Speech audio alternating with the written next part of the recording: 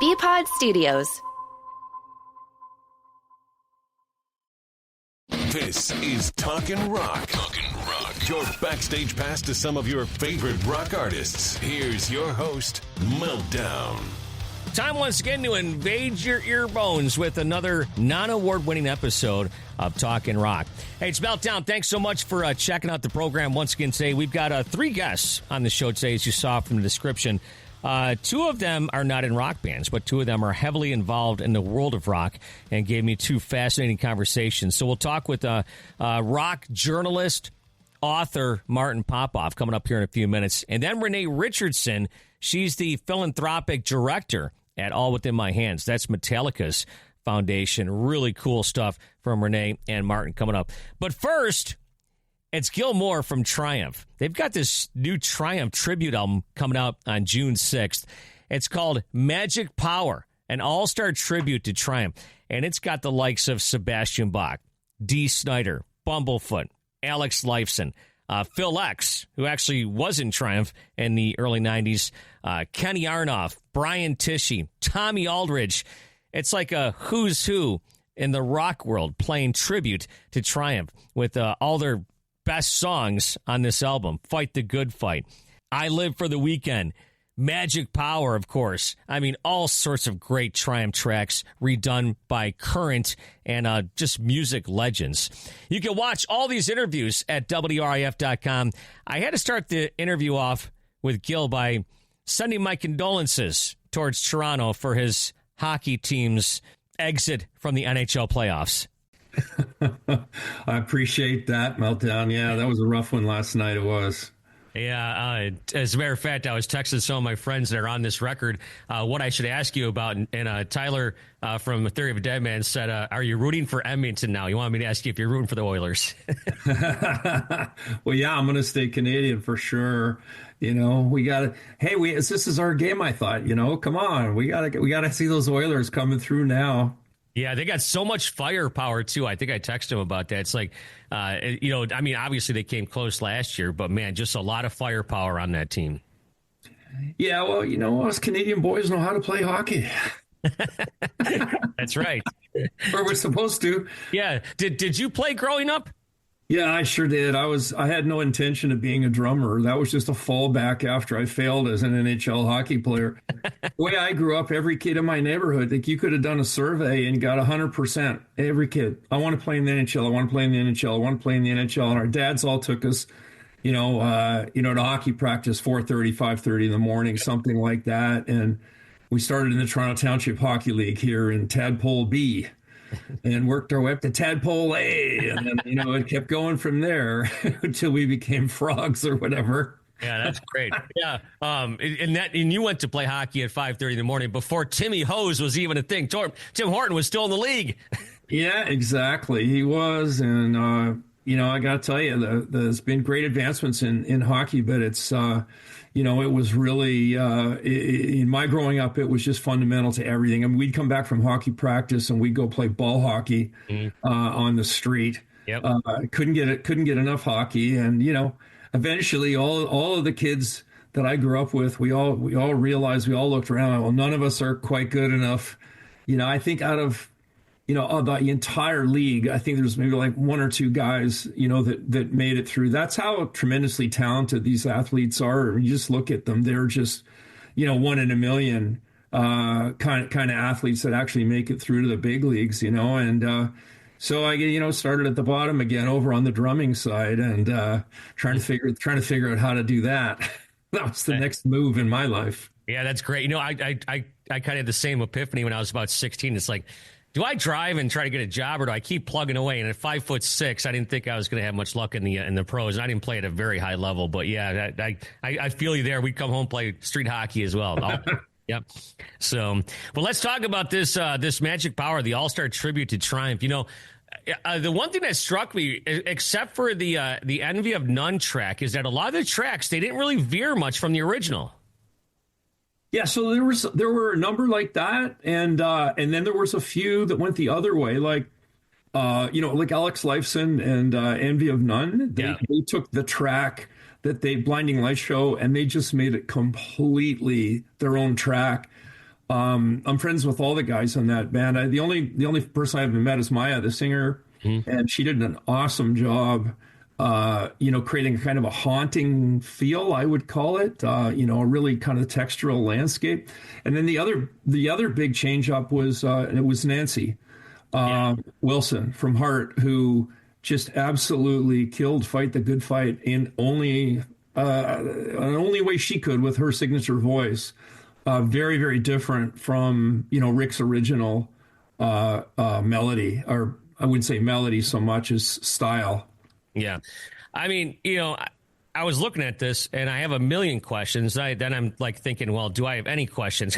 But let's just start first with, I mean, we were just talking about firepower on the ice, but firepower in the studio. There are, unbelievable players on this record. First of all, let's start from the beginning. How does this project start? Well, to your point, your previous question, a lot of the tracks were recorded sort of along traditional lines of the Triumph recording. So that's why Mike Klink, who is the master of everything to do with this record, Mike Klink has to get full credit because he orchestrated everything, picked the musicians and so on. And of course, his first phone call was to Phil X because he's our guy. And so he started back, in the trenches with Phil. The very first track he recorded was Allied Forces. To your point, you said, well, is it similar to the original? Well, I don't know. I listened to Allied Forces with Phil X, both singing and playing lead guitar on it. And I hear a much different track, the way he edited up the verses and, that kind of stop-start thing that he did. And I love it. But that was the fundamental, I think, starting there. And then, of course, Phil's one of the top session players in LA. They were in the middle of COVID, so they had to, try to do a lot locally there. So some of the guys from Slash's organization, or his musicians that tends to play with live and in the studio. Slash himself, for example, is on there playing guitar. A great group of, as to your point, like unbelievable musicians. We were just so honored when we saw the caliber of players that were going on this record, much less the vocalist. I mean, it's an incredible list of vocalists. Yeah, I mean, just you can go down the list of drummers, bass players, vocalists, the whole thing. It's crazy. So you just mentioned that this project was kind of had its initial start and during the COVID era, or was it before that? Well, just before, but it was like, it was in the discussion stages, but when it actually started up, Mike really had, one arm tied behind his back because a lot of the studios closed right away. Studios are fairly close environments, so you can't really get musicians, in a close environment, and especially with a vocalist who's blowing, if someone happens to be singing while they're cutting beds, for example, or even the huffing and puffing that just goes on. Think of a drummer, like you're breathing really hard and, bad for COVID, obviously. So Mike had to work around that. And so in some cases, more isolation was required, like within the studio itself, or there's videos of the guys being masked while they're playing and so on. And just getting people to come out, the first thing you'd know, you'd have a session booked, then the studio would be closed for a week. And then you'd have this guitarist booked or whatever, and then he got COVID. And then, so this revolving door of problems related to COVID made it really tough. But at the end of the day, Mike just, he just said, hey, I'm getting this record done no matter how much it takes. And, God bless him, he did. Oh, the record's awesome. It comes out on June 6th. And so most of this record, if I'm not mistaken, and correct me if I'm wrong, was recorded and produced in Los Angeles, but it was mixed at your place in Toronto. Correct me if I'm wrong. At Metalworks, is that right? Yeah, no, it was mastered at Metalworks. But, Mike kept everything in LA pretty much. And we would have loved to do some of it at Metalworks, but it just wasn't feasible, under the circumstances. You got to remember, even travel, during COVID, I mean, it was like, who would want to travel and go through all the rigmarole and then find out that you were, had to quarantine? Remember all that stuff? It was just yesterday, but we seem to have forgotten a lot of it. Like quarantining, what's that? Yeah. Yeah, well, I hope to forget it, that's for sure. But so when you start hearing the tracks coming back, I mean, this is your band and songs that you helped to create. Could you remember the flood of emotions from hearing other artists do your songs? The mind blower for me is just, hearing, say a guy like, Mickey Thomas, Yeah. killing Spellbound with that vocal and always being a fan of his singing, or the way Larry Lawrence Gowan from Styx just smoked the vocal on Somebody Who's Out There, and the list goes on and on. How about the singing drummers on here, like Joey Belladonna, who sings like an angel, by the way, and Dean Castronovo from Journey, who I don't think there's a singing drummer anywhere in the world that can sing any better than Dean. He was just like at the gold pinnacle level of Olympic medalists. Yeah. How's that for an exaggeration? Yeah. But you know what I mean? Medalist. Yeah. He's just awesome. There's no doubt about it. And so those are thrills, because you've played those songs like Never Surrender. I played drums. I always love playing drums to that song, and Rick sang it. And then you hear, Dean's interpretation on the drums and his interpretation on the vocal, and it takes you right back to those rehearsals when the songs were written and we were, churning them out, in a warehouse somewhere, a rehearsal hall, or at Metalworks Studios, or wherever we worked the song up in the first place, and brings back a lot of memories. Really does. I can imagine, and being a drummer, I mean, Kenny Arnoff, Josh Freese, Brian Tishy, just to name a few of the drummers on this record. I mean, like, once again, just all the firepower on this. Oh, man, like Brent Fisk, he was killer. Yeah. Tommy Aldridge, like, you don't get any better than Tommy Aldridge. You mentioned Kenny. I mean, come on. Yeah. These guys, it's like, it's good thing that the record company used All-Star on the title of the record, because it truly is an all-star cast. I mean, like I said, it was for Triumph. It was just like, oh man, we're not ready for this. This is so amazing, and it really makes us. I don't know how to put it into words. Actually, it's such a feeling of gratefulness. I would say towards all Mike especially, but all the musicians, all the singers. We just feel grateful towards them all. Yeah, and I mean, you touched the lives of so many fans over the years, and now to have, I don't know, there's got to be 30 or 40 different players on this record. And I mean, these guys are all fans, from Dorothy to, I mean, the list just goes on and on, just, to touch all these people like Triumph did. I'm surprised. I mean, I've been asked, did you expect this type of outpouring, or is there any way you could anticipate? And it's like, no, not a chance. Of course, Triumph's like every other band. You start in a church basement or a high school gym, and most of your bands previously have gone nowhere, like everybody's starter bands.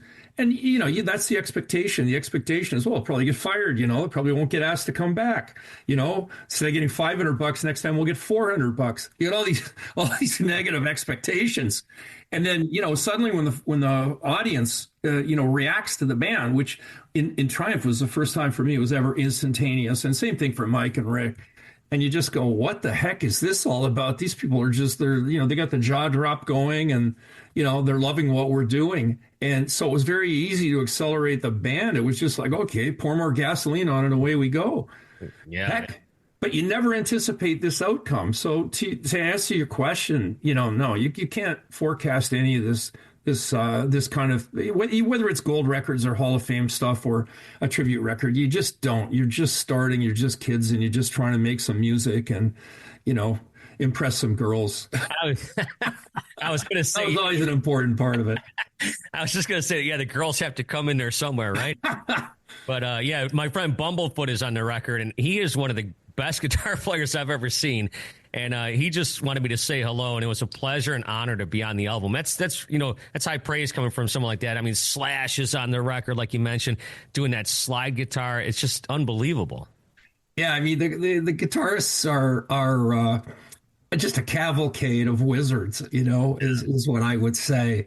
And there isn't a weak link, anywhere in the chain. But, again, credit goes to Mike. I mean, these are people that he works with and he's made records with, and he has such credibility from all the great work that he's done. I mean, I suppose Guns N' Roses was Metallica probably being the two that are most talked about. But I know our experience recording with Mike, he was our favorite producer, engineer, confidant, mentor that we ever worked for. He was a master in the studio, not just behind the board and with sounds and things like that, but as a person, as a coach, and I think that's why he's so respected by the musicians, on this record, is they know what kind of guy Mike is and how he is to work with in the studio.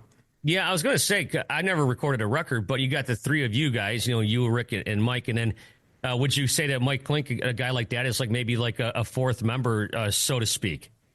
Yeah, we formed some sort of bond there that stayed right to this day. Mike's went up to Metalworks, of course, and every time he comes north, pretty much I'm going to see him one way or the other here at the studio.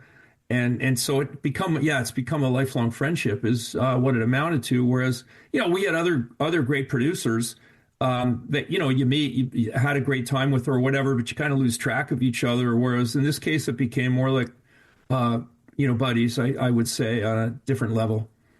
Well, this is really cool. The record comes out on June 8th, the Magic Power All-Star Tribute to Triumph. It's pretty cool that in 2025 you're not you're not putting out new music or new albums per se, but this kind of puts Triumph kind of back in front of the rock fans again. Maybe for some that may have forgotten or just are listening to different things. Yeah, I mean, we've been working towards a mixed reality tour now for 3 or 4 years as well with our lighting director Paul Dexter, who's also LA based. And this tribute album, in a way, is kind of maybe a setup for that. I'm not 100% sure when this is going to launch, but we're trying to get it out this year if we can. If not, it'll be early part of next year. And I think you're right. There's been a renewed interest in the band. And I think it started when we had our documentary. Yeah. Which has been all over all the various streaming services and stuff. And we still hear from people that are, watching it, or they're even watching it multiple times if they're fans.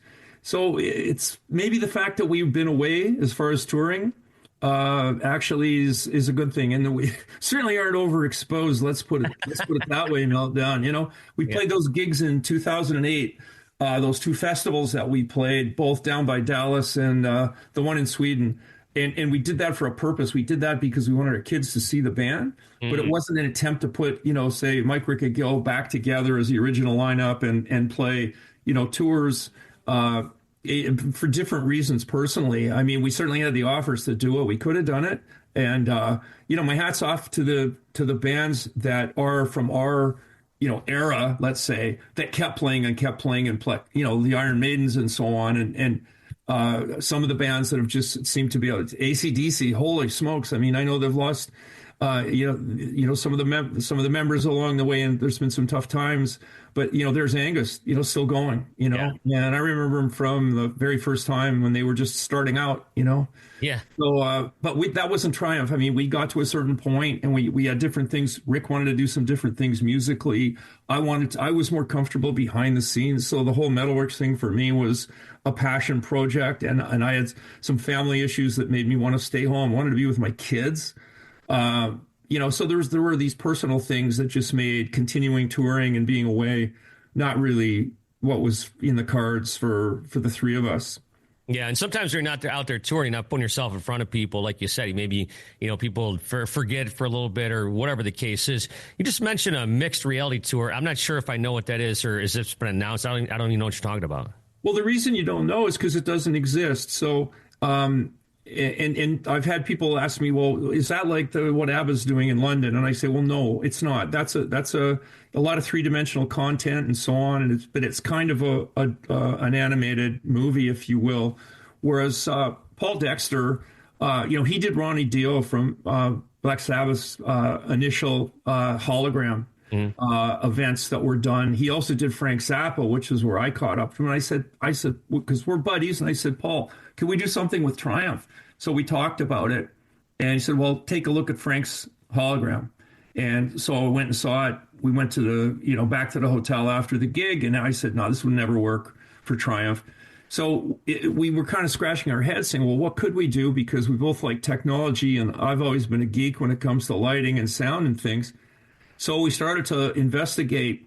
My school up here in Canada was partners with Microsoft in their development partner program. They had a mixed reality department, and we started looking into it. The next thing you know, all of a sudden we went off on a different path altogether, and we've been through like 2 or 3 different technologies that we wanted to use to bring the original band members into a new band with new musicians. So basically the best of both worlds, to try to have, players that, can cut the road and are younger than us and have got the, tremendous playing skills, but be able to give fans kind of the throwback that they want. So we thought if we can bring, the 3 band members into this and bring Phil back to reignite the original band, now we have a 6-piece power trio. So that's why when you say I don't understand, I get it totally. I don't think anybody will until it's out there, until it's seen. But Paul and I are doing our best. No wine before it's time. We'll see where it goes. But right now, there's a lot of conversations between Mike, Rick, and I, and Phil, and our manager Jason, and Mike Klink, of course, who's been an instigator in a lot of things. And hopefully we're going to bring something out there that fans are just going to go wow for, and then everyone will know what it is. Now, you guys seem like the kind of guys, and once again, correct me if I'm wrong, you guys seem like the kind of guys where if one guy doesn't want to go out on tour, then none of you want to go out on tour. And so let me ask you this. Do you want to go out on tour? Do you miss the stage? Do you miss playing live? No, you're 100% right. We did feel that way and about it. And with me, because I wanted to, like I said, be at home, raise my kids, and I also had an elderly mother, there was reasons why I wanted to stay in Toronto. So once it takes you away from that, I'll call it live game, which is truly a sport in a 3-piece power trio, especially for the drummer. And if you're going to sing on top of that, it's a real athletic endeavor, and it is for Mike and Rick as well. But your life takes a turn into a new area. And I love what we do at Metalworks, and I love being with my family. So ultimately, my family takes precedent over traveling. And I know you can get back and forth and so on, but I just want to be there all the time for them. So I'm very happy with that decision. If we get this mixed reality tour rolling, it'll be a great way to really thank the fans, because I'm totally blown away with how loyal Triumph fans are. And I guess some of the thinking behind this meltdown is, as you know, in Michigan, because you're in Detroit, but, everyone knows in Grand Rapids, you would see Triumph. You'd see Triumph in Saginaw. You'd see Triumph in Petoskey. You'd see Triumph in Flint. Like, we played all of those smaller towns as well, and we sneak around the corner and play Green Bay, Wisconsin, or the other way and play Toledo. Like, there was always, there were the Chicagos, the Clevelands, the Detroits, and the LAs and New Yorks. But there were also these smaller towns. That's how we built it up. And that's why I think a lot of those fans have those experiences from those small towns, not just the big ones. And this is an effort to say, okay, maybe we can take the Triumph show back into those markets and bring back some memories and also some real surprises. Yeah, I've used this line with many musicians before, and even wrestling professionals and whatnot. But you play for free, you get paid to travel. You used to say the travel can be kind of tough sometimes. Yeah, and travel's a lot tougher now than it was then. I can say that. I mean, all my friends that are still out there that are doing it, I mean, they're really having their hands full with all the challenges travel wise and so on. It's not getting any easier. Let's put it that way. But I guess that's why maybe technology is good. I mean, you're starting to see some of these bigger tours where they play less shows and they're trying to get, fans to come to the shows and so on, where we were the opposite. We were like, no, we're going to go to you. We're going to go to all the small towns along the way. So every 250 miles in America, there's another city, that we can play. So if we're playing a state, we're playing like 4 or 5 cities within that state. So that's hopefully something, a debt that we can repay, because we are in debt to those fans that supported us and still support us to this day. Yeah. And if I'm not mistaken, if my memory serves, you guys got your start in the States at a radio station in Texas. Is that right? Were they the first? Yeah. Kiss FM in San Antonio. They were the first radio station in America, to my knowledge, to put Triumph on the air. Now, there may be some, you may know if you're from Buffalo area. I mean, we got on the air pretty early in Buffalo and so on too. But the first, I guess, real heavy airplay that really meant something was San Antonio. And what changed things was, of course, we got pulled down there by the most unlikely of circumstances. Sammy Hagar was headlining the Municipal Auditorium there, and he had Joan Jett and the Runaways, and Yesterday and Today, and special guest and opener.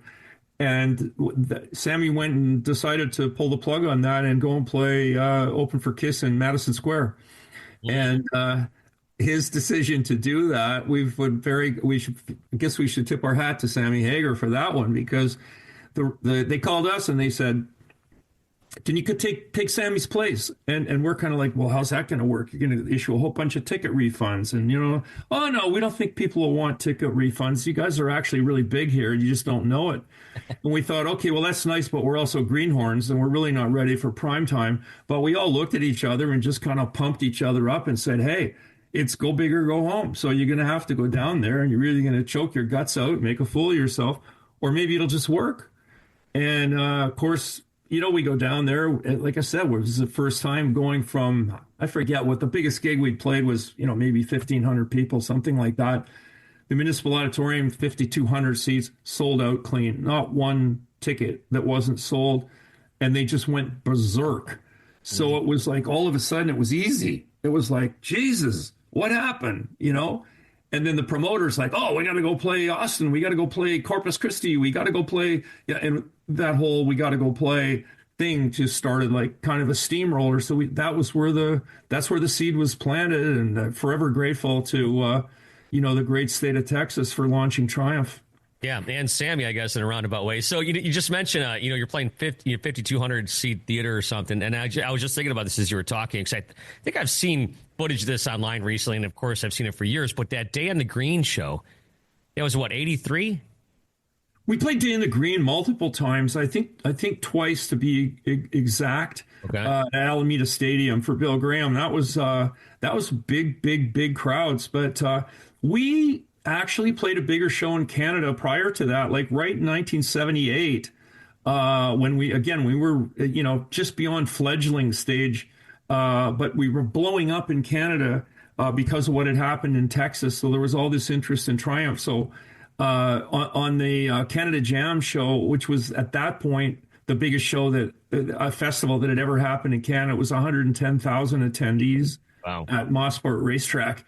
And, we got thrown in the spotlight there on the closing on the Saturday night and everything. And it went great. So by the time we were down and we were starting to play some of these stadium shows in America, we were ready for it. It was the opposite of all the trepidation when we went to San Antonio. Every band goes through that. I mean, there's always these pivotal moments where if you start out playing in a church basement or a bar or wherever high school, wherever you start, and then you move up to a small theater, and then you go from a small theater to a bigger one, and then you've never seen 10,000 people, and then you've never seen 20,000, and so on. But once you get up into the big numbers, it actually your confidence just kind of grows, and it becomes much easier.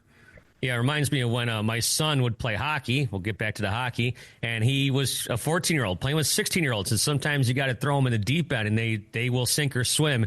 And the good ones, like my son and like Triumph, they swam. Yeah, and whatever that crucible is at the time, it seems, monumental. I mean, the first gig I ever played was at a wedding. And there was like 50 people there. And, I'm there with, the other guys in my band, and none of us are really... We're not even ready to play a wedding, to be honest with you. We're just on the amateurs trying to be professionals. And, you go and play and people are dancing and you're the drummer and you go, what if I stop? What if something goes wrong? They're going to stop dancing. I'm going to panic in the disco. It's crazy. And then people say, well, but you go on stage at the US Festival, there's 350,000 people. Weren't you nervous? I go, what did I have to be nervous about at that point? Yeah. I could do anything. They're not going to stop dancing. I'm not getting fired. This is just a win-win-win no matter what we do, because they already know they're already engaged before we even walk out on the stage or whatever. So, it's a whole different ballgame at that stage. Yeah, I think that's what I was thinking of. The US Festival. That's the one I've been seeing. It's insane. Yeah, the US Festival was crazy large. You know, when we came in and I looking down from the helicopter over the site when we were coming in, you look down, you go, "Holy smokes, are those ants? Is that an ant hill, or is it really people?" You know, because they're just. It was like a city. Yeah. Honestly, it was like a city. But we'd played so much in California up to that point, and you know, we'd played all the arenas are you know in LA and all the secondary markets and you know down to San Diego in the south and you know up the coast to the north and so on.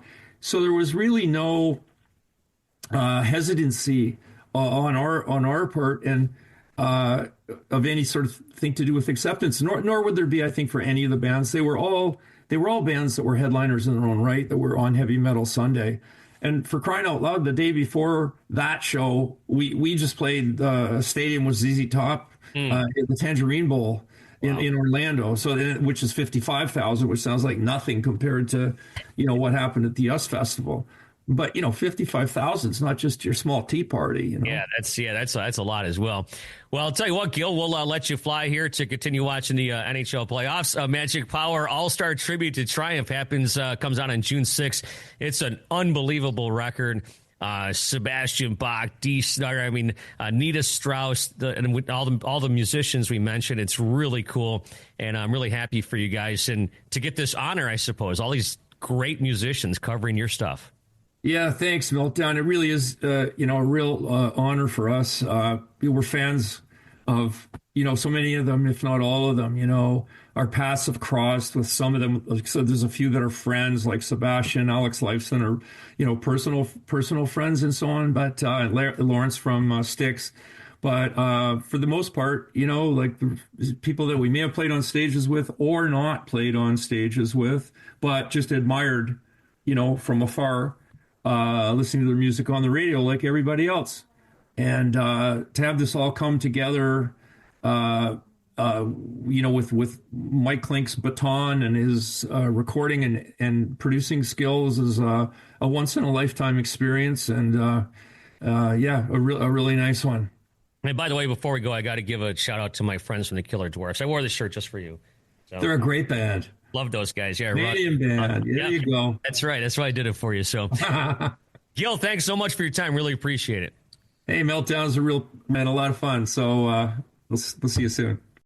We'll stay north of the border for our next guest, author and music journalist Martin Popoff. I've been a fan of his for a while now. He's got this really cool podcast called History in 5 Songs where he talks about different points in history or different themes and puts 5 songs in there. Then he also has like, you know, honorary mention, and he names off a bunch of other songs he could have included. It's actually pretty cool if you get a chance to check that out. But he's got this new Iron Maiden book out called Hallowed By Their Name. Now, you might be saying to yourself, well, that's not the name of the Maiden song. Well, we get into that coming up here in the conversation. By the way, the book is 666 pages long because why wouldn't it be? You can also watch this at WRIF.com. Fascinating conversation with Martin as we talk about Maiden, we talk about the world of metal, Metallica, and a ton more. Yeah. So the new book, Hallowed By Their Name, Iron Maiden. Now, it's funny because just listening, there it is. Yeah, perfect. The unofficial Iron Maiden Bible. And just, you know, listening to your podcast for all the years, I thought that you already wrote a book about Iron Maiden, but no? Well, I actually had one called 2 Minutes to Midnight, which was a timeline and quotes book. And then through Quarto, we had a album by album where you do a panel thing. And This whole book, this whole new one, is the amalgamation of 3 self-titled books from years ago. Not self-titled, self-published is what it is. Yeah. And so all of that is squashed together to make this. So this is more like the straight normal biography version. And then it's expanded by having a Bruce Dickinson, the Mandrake Project chapter and a Senjutsu chapter. And then many, many more like there's 400 color pictures in it. There was just little color sections in the old ones. That's awesome. How hard is it to get permission to use some of these pictures? Is that a task in itself? Well, no. So all pictures are owned by the photographer. So you got to talk to them about it. So that's that. And then all memorabilia shots, you're pretty much always for the history of all rock book writing have been allowed to use memorabilia shots. And then, you know, you can use record promo shots as well. Those are allowed because they're kind of put out there in the public. And yeah, that's it. I mean, so yeah, when it comes to live photography, you definitely have, and there's also, like, if you're doing like an album cover book, you shouldn't do album covers full page in a coffee table book, because then you're kind of usurping that person's art. But if you have it small and you're talking about it and you're reviewing and stuff, that's fine too. So there's little gray areas here and there as well. Now, from what I understand, this book is pretty much taken from your interviews you've done since 1995 up until 2024, and you've just compiled them. Walks through Toronto, you just got your earbuds in, listening to this stuff, kind of compiling thoughts on writing a book, or how's that work? Well, there is a lot of my own interview footage in it, and that's good. I mean, that's what I want to do when I put out a book, so I'm adding some value. But it's a whole combination of that, plus some of the available press, so other people's interviews, reviews of the albums. At the end of each chapter, I usually get into a little bit of that. I try to. And then my own analysis of the albums and the songs, so I'm reviewing as well. So if you take all those components and add it together, you can make a proper rock book. I never want to do a rock book where I haven't ever interviewed the band, like a biography type book. I've done some other books like that are different concepts where they're not interview intensive, but so it's not like even boy, what would I say? I mean, if you talked about raw footage of me talking to the band, it wouldn't even make up even half the book. I mean, it's everything. It's telling the whole story. But yes, I've interviewed the guys probably over 30 times. Okay, yeah, I'm trying to remember. They were the first major band I ever met when I got in this business back in 1990, and I got to sing on stage with them. I sang backups on Bring Your Daughter to the Slaughter. Nice. With some radio station winners in Rochester, New York. So yeah. Cool. No, that's great. So now, if I'm not mistaken, every chapter pertains to a different album and like that. Yeah, pretty much. Like, what I always like to do with the biography type books is I want them to be essentially about the album. So, I start off, we talk a little bit about production, the album cover, what it's like in the studio or whatever. And then I try to go through every song right in the same order that they came out on the album. And if I've got anything from the guys on the music or the lyrics, that'll go in there. I'll give my own opinion or whatever. We get to the end, how did it do in the charts and all that? Did it go platinum? A little bit of about the tour, follow up, any other stories that fit in the chronology. But yeah, just to keep it straight in my mind, especially for a massive book like this, which is 666 pages, right? It's, I do want appropriately 666. I want it to be like every chapter is an album. And then I even have a dedicated chapter to every Bruce Dickinson album, and then dedicated chapters to like British Lion and stuff like that as well, and sometimes live albums, sometimes not. But yeah, it's the whole idea is to get you excited about those records that you spent all that hard-earned money on. Go back and listen to them while playing, reading that chapter. Now, Iron Maiden, obviously a huge band around the world, but much bigger in different parts of the world outside of North America. What's your theory on that? Do you have one?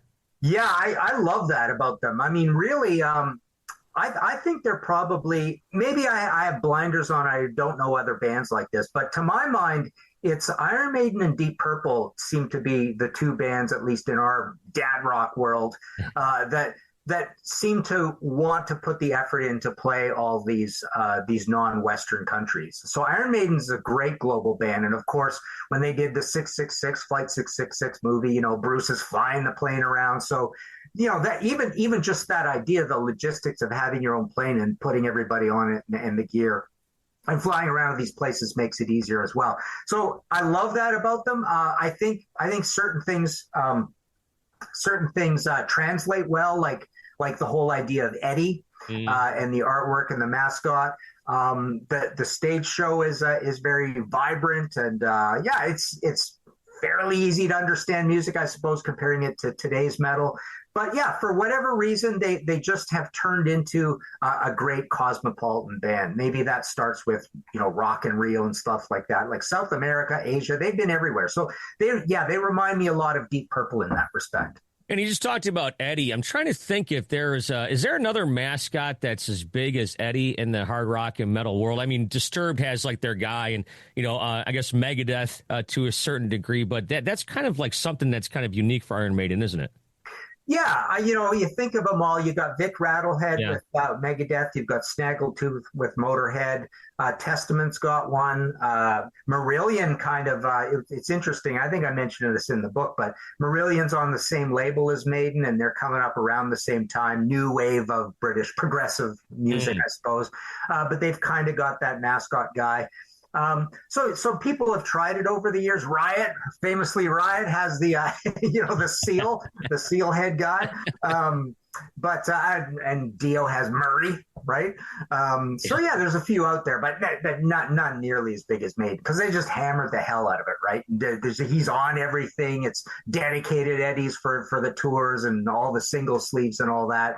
Various people making Eddies. Derek Riggs starts it, but other people pick it up. So there's dozens and dozens and dozens, if not hundreds, of Eddies out there, right? Yeah, but like you said, it's like that. Listen, as far as rock T-shirts go, that's the one. Yeah.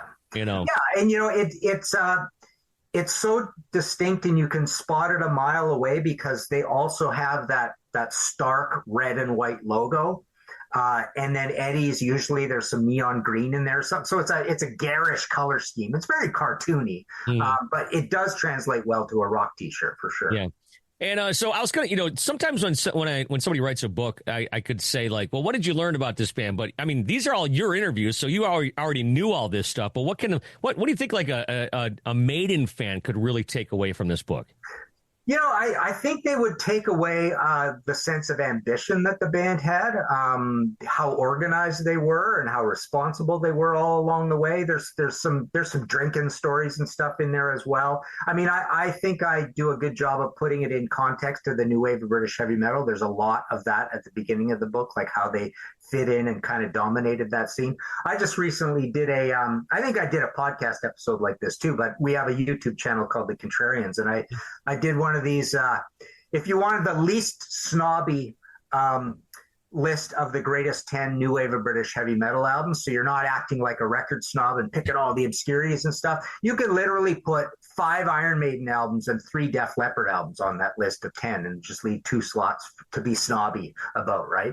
So for them to dominate, have a record every single year from 80 to 84, and they're all like, you could easily say they were the best record of that year. They all had magical, cool things about them, which means like, instantly with Iron Maiden, and then even instantly with Soundhouse Tapes, people were talking about how excited they were about this band. But you get up to Killers and on, Number of the Beast, and it's one of those bands a little bit like Metallica. By the time you get to Ride the Lightning, you go, these guys kind of just have talent. They're just really good. They got good ideas. Everything about them is, these guys are going places. You can just tell there's just something special about most of the things they're doing.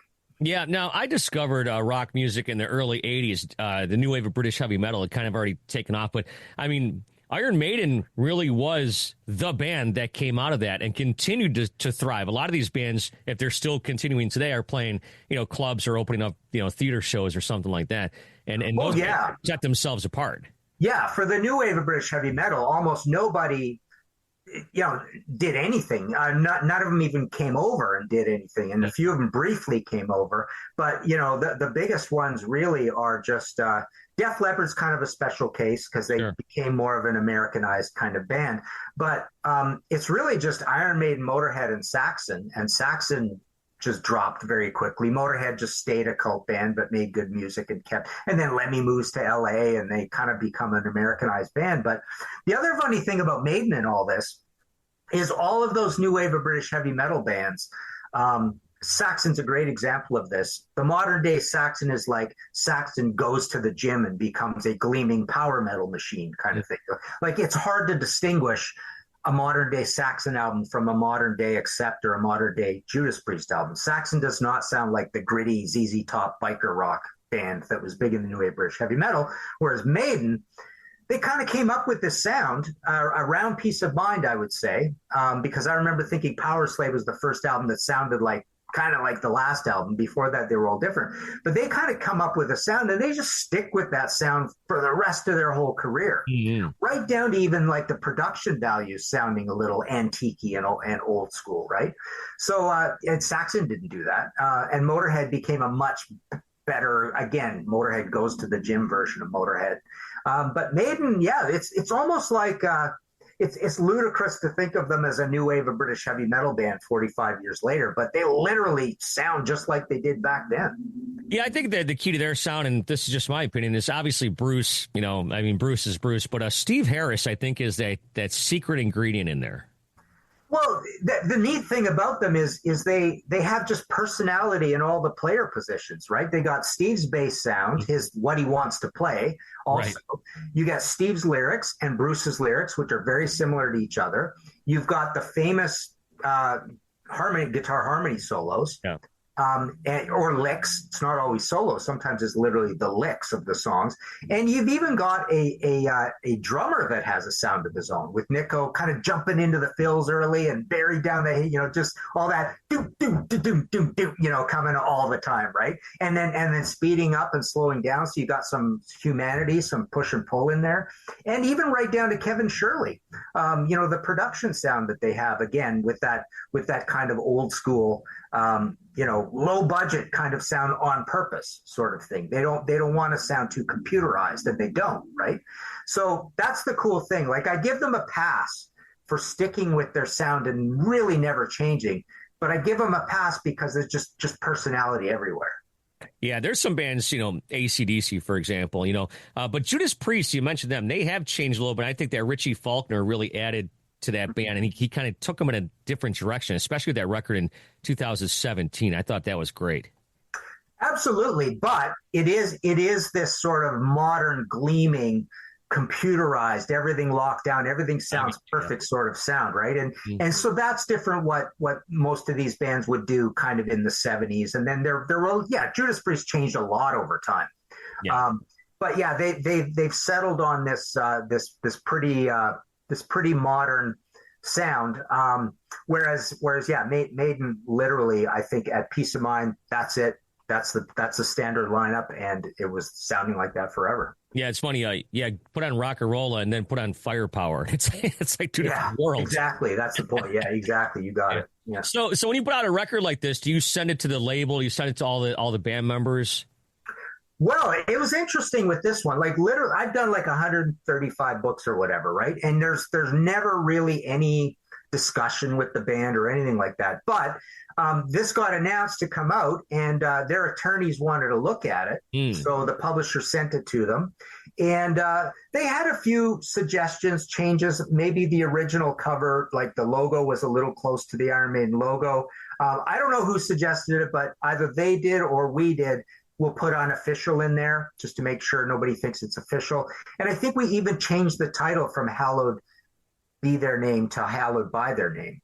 But they totally gave us their blessing on the insides, which was, that's the most of it, right? Which that's the part where you're always going, oh my God. It's like, if you have a thin skin, you write a 666-page book, you could probably say that you would upset somebody in the band a few hundred times, like say six members, divided into those 100, you know what I mean? Like, I'm sure you could always find things, or you could have them start saying, nah, that kind of happened the previous week, and that's not really what went down there. And, imagine getting a bunch of cooks in that pot and moving things. But no, it was fun. They were great. It was great dealing with them. And so it's nice to know that they know all about it and it's got their blessing.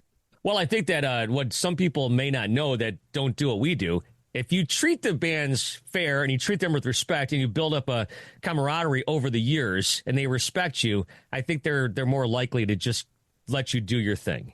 Yeah, I think so as well. But, I always, every time I get on with a rock star on the phone or on Zoom or something, well, Zoom now, it's more face-to-face, but say in the old phone days, right? Yeah. It's like, I always wonder, does this person remember me? Let's see. We're up to interview 4 or 5, but that's over 20 years. I have no idea if they know who I am, right? You just plow through the thing, and you don't want to embarrass them either and say, oh yeah, remember? Yeah, we met before, right? It's like, so yeah, it's funny. These guys meet so many people, right? So I bet a lot of these guys have no clue who I am. Yeah, well, what I always tell people, the phrase I hate the most when I go somewhere is, do you remember me? Because it's like... Oh, great. I get that a lot. Terrible, yeah. I know. And it's like, I talk to a lot of people, and I sometimes talk to people for a half hour, and I don't remember them a couple weeks later. So the book is out, Hallowed By Their Name, and you just mentioned you wrote over 100 books. Just real quickly, tell the people who are listening right now some of the other topics and bands you've written about. Well, there's like 6 books on Rush. There's a bunch on Judas Priest, Van Halen, UFO, Blue Oyster Cult, Black Sabbath, few little smaller bands like Merciful Fate, Riot, Montrose, Max Webster. What's the other one kind of like that? A couple, 3 UFO books, Uriah Heep. Punk. So a Clash book and a Damned book where I analyze every single song by those bands. I really like those ones. Prog, we've got 2 or 3 Yes books. We got a couple Genesis books. Did a book on The Cure, Rainbow, Deep Purple. Through Schiffer, we've got a nice big Dio book coming shortly. So yeah, it's kind of about it. Some top 500 type books at one point, some reviews books, some new wave of British heavy metal, just like the history of that scene books. But the Rush was a big one. We did the big trilogy of the Rush books, and then I had previous ones before that. So yeah, always stuff brewing. Yeah, that's great. I just talked with Alex a few weeks ago, of course, with his project with Andy Curran and whatnot. Yeah, great guy. And you just mentioned Ronnie James Dio. It's the 15th anniversary of his passing. You're doing a book on him coming up, you said? Yes, and it's pretty big too, and it's also for Schiffer. So it's going to be a really nice hardcover book like this, big, thick, long story of the band. Again, same sort of thing that came from 2 self-published books from years ago, and they'll be full color throughout and all that. And then following with Schiffer, I've got a book that's even bigger than this, which is just called 7 Decades of Deep Purple, and it's over 700 pages. That one. Wow, and this is another one where you've accumulated interviews from the past. Oh yeah. Talked to those guys pretty much for every recent album, anyways. But yeah, same thing. 30-ish, 40-ish interviews over the years. When did you start your career? Late. I did a self-published book of record reviews in 1993, so I was 30 in 1993, and then in 1994, Tim Henderson started Brave Words and Bloody Knuckles, and I started that immediately with him. So we started a rock magazine here in Toronto. And then, but by that year or the end of that year or next year, I was starting to interview guys and getting free CDs and all that stuff. So I picked it up then.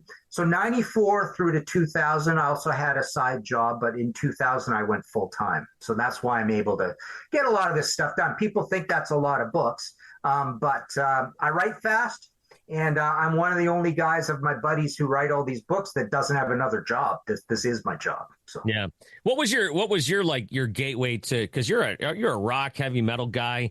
I mean, I tell people all the time, Ozzy's Crazy Train just changed my life. Do you have a point like that for your life?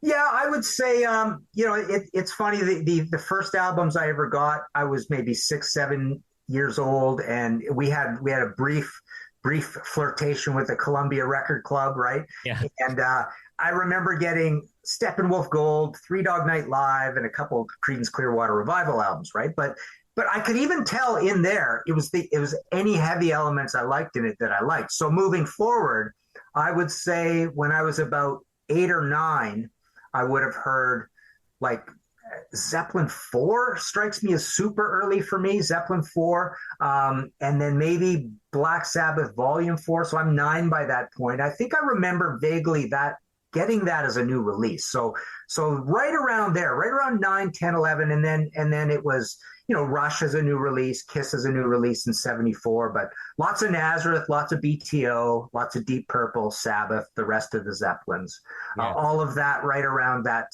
10 years old sort of age. And then, by the time 1974, so by 11, we were like encyclopedic walking, just can spout off all kinds of stats about, buying Circus and Cream and Hit Parader all the time and all that. So yeah, Cream from right here in Detroit. Yeah, you just mentioned Kiss. I was going to bring up Kiss. It's kind of funny. You're a Kiss fan growing up? Oh, definitely. Yep. I've had a Kiss book already, Kiss at 50, and I have another one coming too. But yeah, so Kiss at 50. This whole At 50 series I did for Quartos. We get Kiss at 50, Van Halen at 50, AC/DC at 50. I did Bowie at 75. 2 weeks from now or a week from now, I've got Guns N' Roses at 40 coming out. But yeah, I was a massive Kiss fan, joined the Kiss Army in 76 off of, the inserts in Destroyer and all that, for sure. Yeah, I remember exactly where I was the first time I heard Welcome to the Jungle, I heard those riffs at the very beginning. I'm like, what is this? And I remember turning it up in my car radio, and here we are all these years talking about that. And it's kind of funny because that record came out and those guys became gigantic. Of course, Metallica's Black Record breaks. 1992, they tour the two biggest bands on the planet. And now we're in 2025, and they're still the two biggest bands, or some of the two biggest bands on the planet. I know, it's funny. And we just had a debate about this the other day. I think the biggest at the moment is Metallica. Yeah. But I would say Iron Maiden is an even bigger band than Guns N' Roses in some respects. They're pretty close, actually. But Iron Maiden kind of deserves the edge just for how prolific they've been, how many records they've made versus the Guns N' Roses. You got to put AC/DC in that discussion as well. And then sometimes I go, but wait a minute, they may not be as big, but Black Sabbath is super, super, super important. And they're actually very big too, right? Because, when Ronnie came back and Heaven and Hell and all that, I mean, the Heaven and Hell band, they were headlining big places again, right? So Sabbath is kind of like, out of all these bands, I think Sabbath is the most important heavy metal band. Right, yeah. But Metallica is the biggest ever. Iron Maiden possibly second biggest ever. And then that depends on whether you call AC/DC a heavy metal band or not. Because I almost think AC/DC would edge out Iron Maiden, actually. Yeah, AC/DC is an interesting one, a hard rock band. I just saw them here in Detroit. Have you seen them on this latest tour? No, I haven't seen them on the latest tour. But again, they're less prolific than Iron Maiden. They're kind of like, the activity level's been low for many years, right? They're not super active band, but by record sales, see, Maiden's a funny one where I often wonder if there's something weird going on where they just don't seem to care about going out and getting their gold and platinum designations. I think most of those albums should be higher than they are. Yeah. But, you talk to Rod and he kind of does say, we don't really sell that many records, but I think they sell more than is showing. And if they went and did a proper certification, they would go up. But AC/DC's got, one of the biggest selling albums of all time. It's got, I think, what is it? Four times platinum for those about to rock, maybe 6 or 7 times platinum for Highway to Hell.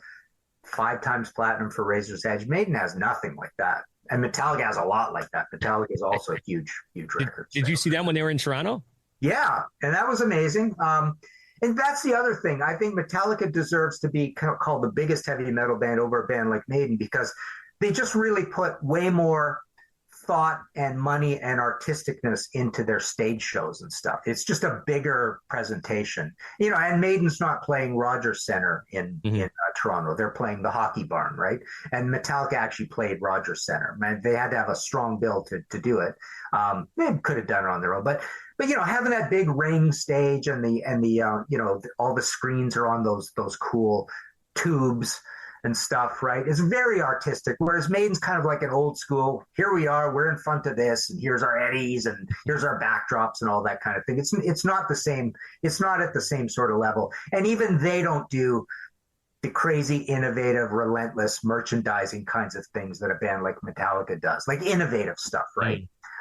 So yeah, I think by a good stretch, Metallica is the biggest heavy metal band of all time. Yeah, I was thinking about this earlier, this week. It's like, I guess they're my generation's Led Zeppelin, but Led Zeppelin wasn't around as much and didn't put out as much material as Metallica did. So I'm not even sure if that reference is plausible.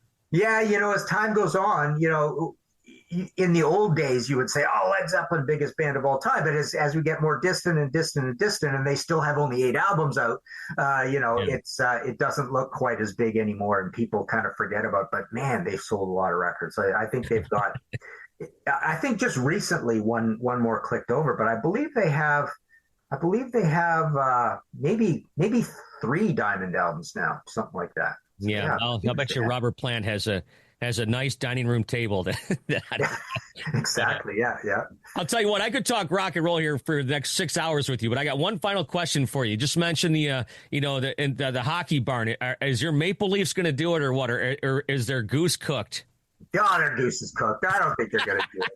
You're going to be throwing your jersey on the ice. Yeah, Winnipeg, though, man, who knows, right? Because isn't this kind of how they did it the last series, right? They just clawed back from, or was that Edmonton? I don't know. But Winnipeg's now only down 3-2. They won 4-0, I think it was, last night, right? That's right. Yep, they did. Yeah, so that's pretty crazy. And Edmonton's gone through. That's nice. But yeah, Leafs, that's too bad. But I don't know how they come back. But It seems like your big stars are not showing up, and yes, Florida's that's big what they're stars saying. are intimidating your big stars. At least that's how I see it from the outside looking in. I don't know. Yeah, yeah. Well, you guys have had a lot of success. I mean, Well, Detroit's had a lot of success across all sports for, championships everywhere, right? we haven't made the playoffs in hockey in 9 years, and trust me, that is not something that sits well with me. That's for sure. Yeah, but there was a mini dynasty there, right? Oh, there was a dynasty. Yeah, 25 years is quite a dynasty. Yeah. Yeah, yeah. And some would say, and I would argue, and I don't know how big a hockey fan you are, but I would argue that the 2002 team in Detroit may have been the best team ever. And I'm talking about even better than some of the Montreal teams of the 80s and stuff. And those teams were fantastic, too. That's interesting. I don't know why I know and barely enough to agree with you, but I kind of remember that as well. Thinking, yeah, that's a fierce team. Well, we bought all those guys, Brett Hall and Luke Robitaille. We had Shanahan, Yzerman. I think there's like 10 or 11 guys in that team that are in the Hall of Fame or going to the Hall of Fame, Wow, cool. Yeah. Too bad about the Lions too. Man, I was rooting for them. Because we go to Detroit quite often and watch, go to football games and stuff, baseball games. So, yeah, too bad. But yeah, Detroit's definitely had a lot of success. I guess Boston would be the leader for that, right? Yeah, that's true. Well, Martin, thanks so much for your time. Hallowed by Their Name is the book. Also, the History in 5 Songs, a podcast. Love that. And thank you so much for taking the time and talking rock and roll with me. Wicked. That was a lot of fun. Thank you. And to close out this episode, it's Renee Richardson. She's the philanthropic director of the All Within My Hands Foundation from Metallica. They've really built this thing up, and she talks all about what they've done, how they started, how she got involved, her first time seeing Metallica, meeting Metallica. She got a great story about the first time she met James Hetfield, and a ton more. And you can watch this at WRIF.com. But got to thank my friend Kurt Schwarz from the local Metallica chapter, Struggle Within Michigan, for hooking me up with this interview. It's Renee Richardson from All Within My Hands Foundation on Talkin Rock. Hey, Renee, great to see you. How are you? It's great to see you. I'm doing well. So you're Renee Richardson. You're the now, correct me if I'm wrong, you're the director of philanthropy for All Within My Hands from Metallica. Is that correct? That is absolutely correct. I help the band spend their money on do-goodery. Well, it's not actually. Is it their money or is it donations? Well, it's their money and donations. So it's twofold. We're like a family foundation. So the band has, in 2017, they decided they would give back a portion of ticket sales. They didn't raise prices for ticket sales. They gave back a portion of their ticket sales, and they would funnel that to All Within My Hands. So $3 from every ticket now goes to All Within My Hands so that we can provide support for the things that matter to the band. Metallica Scholars Initiative, the fight against hunger, and critical local services like disaster and relief in times of disaster. So the money flows there. And then the other part of it is I come from a development background. So I'm always looking for people to partner with us and help that cause and make our impact greater. So what my job is to find, like-minded supporters, fans who want to support this, everybody who has a disposable income and wants to give back can feel really good about giving to All Within My Hands because the band covers all administrative costs. Their dollars come right to us and go right back out into the programs that we support. So it's a combination of things. It's the band's money and it's also supporters. Now you're the head of this whole thing. How many people do you have working with it? Oh, please. We are a group. So I'm the sole employee of All Within My Hands. So Okay. I'm the only one who is a full-time, I shouldn't say sole employee. That's not true. I'm the sole full-time employee of All Within My Hands, the foundation. We lean heavily on Metallica's digital team to support us in communications and, everything that we do out there on the internet and getting fans engaged. So they help us with the things we set out to do. And then we have a wonderful staff of volunteers. The executive director, Pete Del Grosso, he has a very busy other day job, yet he leans into what we do and he acts as executive director of the foundation. And then all 4 band members are members of the board of All Within My Hands, as well as management team and a couple of friends and folks who really support the work that we're doing as a foundation. Now, real fast before I move on, I got to give a plug and a shout to all the Struggle Within Michigan fan club and Kurt Schwartz for helping me out and hooking me up with this. But how tight or how close do you work with the fan clubs throughout the country and throughout the world?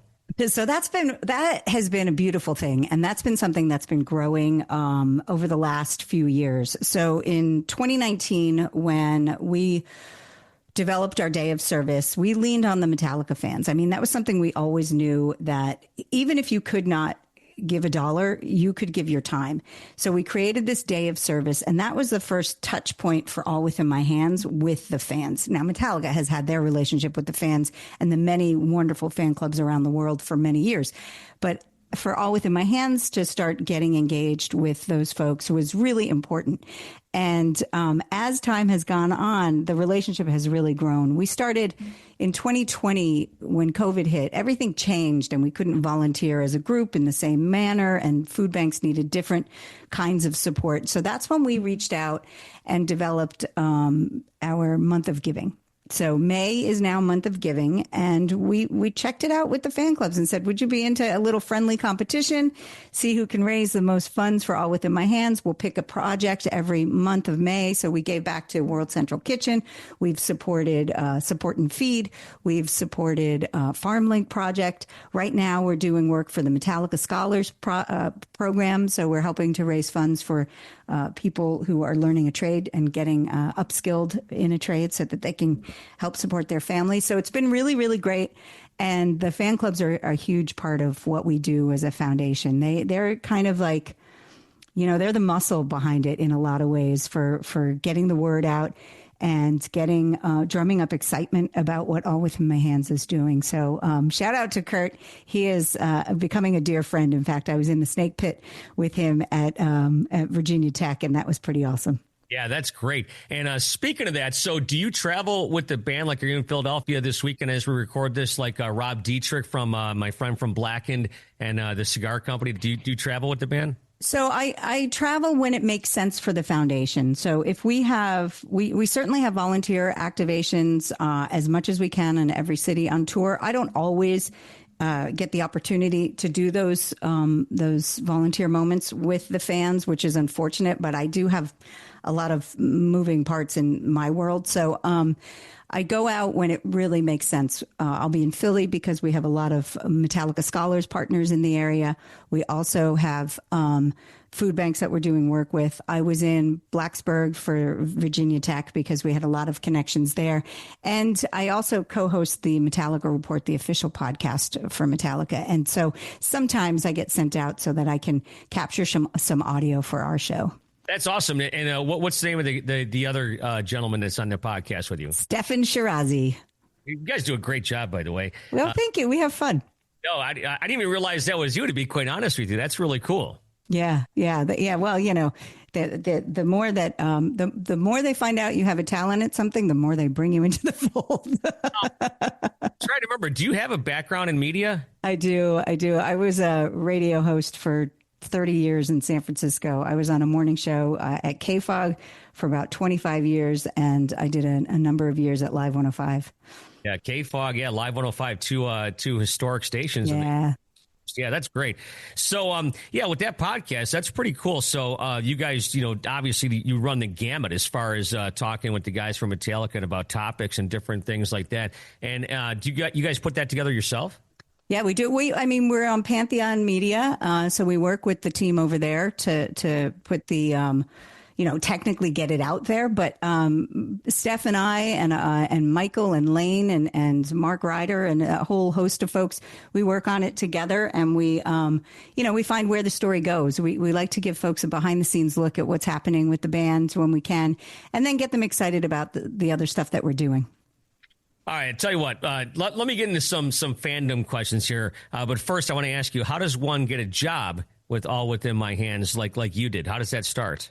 So it's interesting. We're not hiring right now. I'm talking about, how did you get hired? My My journey was an interesting one. I was in radio, as mentioned. I was always worked in San Francisco on the air.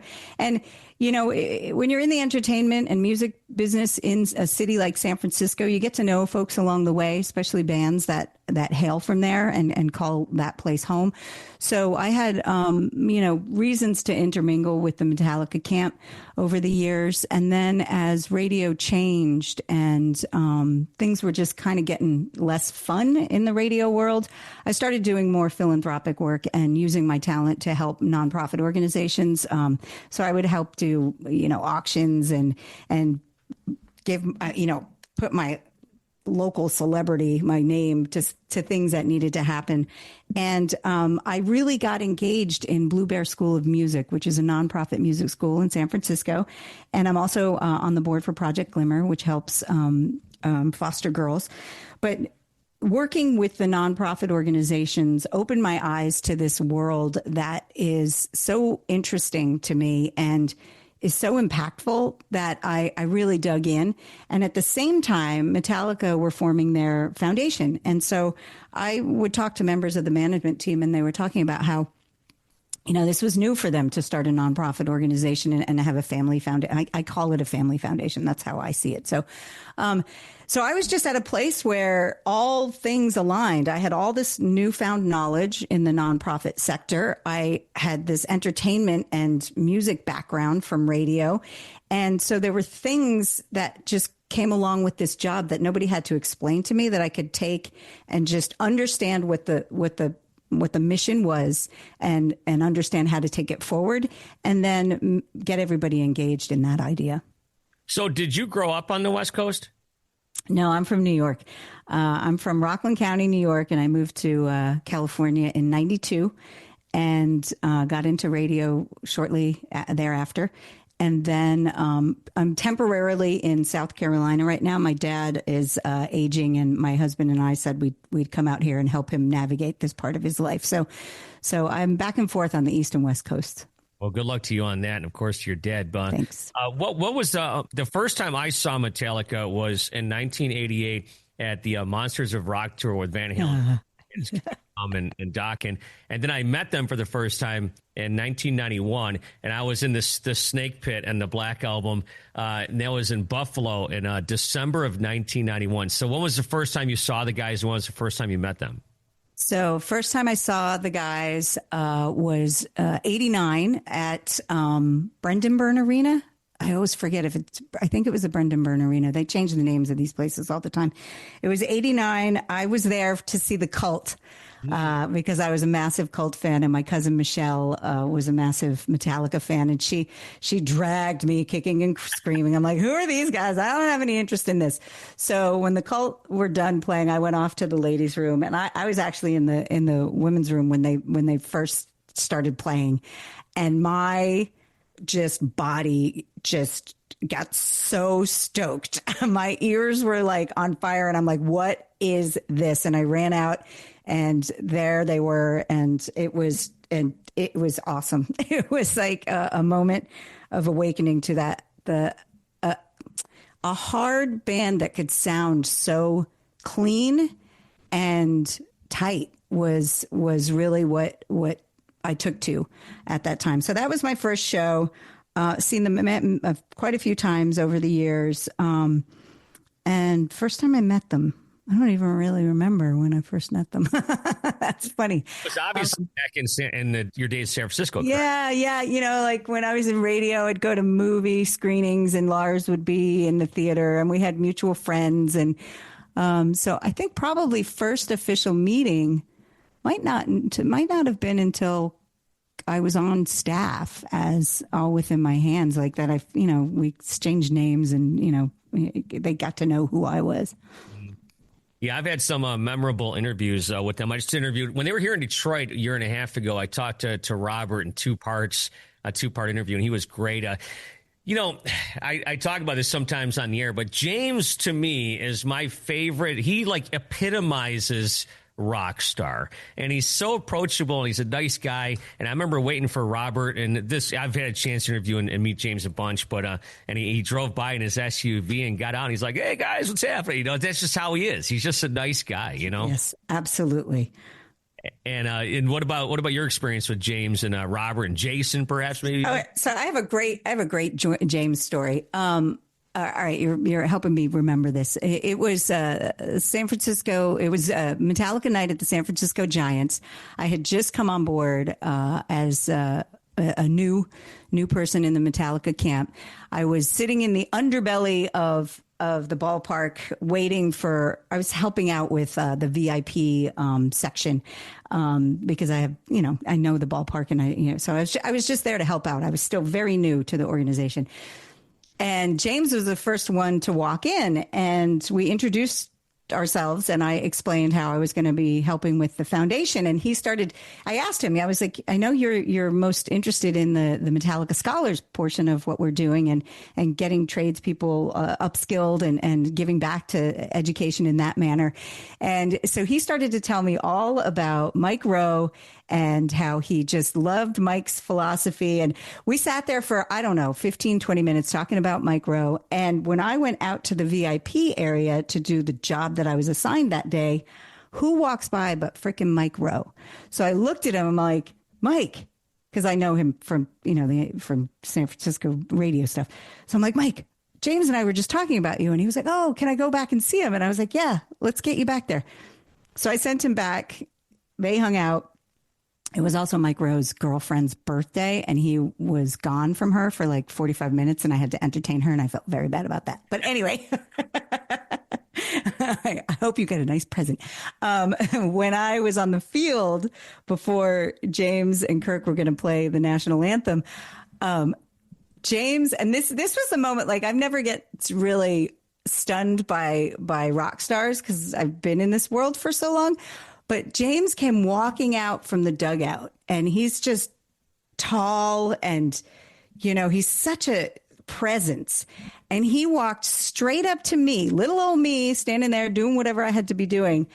And he came straight to me, and he was like, we just manifested Mike Rowe. That's funny. And I was like, holy shit, we did. Funny you mentioned watching James walk, because I saw the tour with Guns N' Roses in 1992. Yeah. Metallica came off the stage around 9 o'clock or so, and it was it was starting to get a little bit darker, and it was starting to get a little bit cooler. So Lars and Kirk and Jason all came by me. I was standing backstage. They all came by me on their golf carts with black robes on and like towels covering their faces as to not get sick from the cool air. And here comes James walking down this tunnel, which was about 20 or 30 feet wide, all by himself. Just walked, and it was like the coolest thing I'd ever seen. I'm like, he just walked like, I just killed the dragon. I am done. My job is done. Has been rocked, and I'm just going to walk out of here. Yeah. Cool. I'll never forget. That was 33 years ago. I'll never forget it. It's awesome. It's really awesome.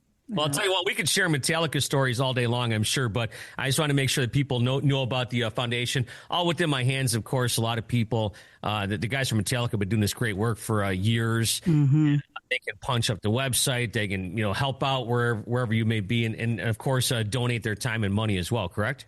Correct. Absolutely. And, I just want to make it clear. I love telling the story of how I got here, but it's so not about me. With this organization, we are 100% about the people and the communities that have supported this band for so many years.